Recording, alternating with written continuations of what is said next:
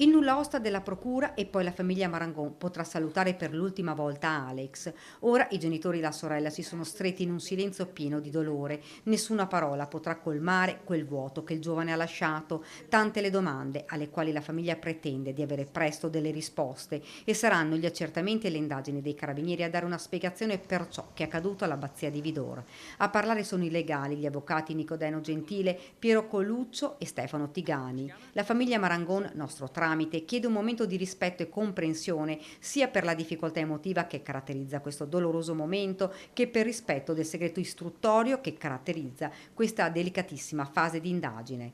Questo, aggiungono, è per mamma Sabrina, il papà Luca e la sorella Giada il momento di concentrarsi sui preparativi per l'ultimo saluto da dare ad Alex e se e quando ci sarà necessità di parlare con i media saranno loro a farsi avanti. I signori Marangon ripongono nella procura tutta la fiducia dei cittadini e confidano nel fatto che la verità sulla morte del loro congiunto sia garantita quanto prima.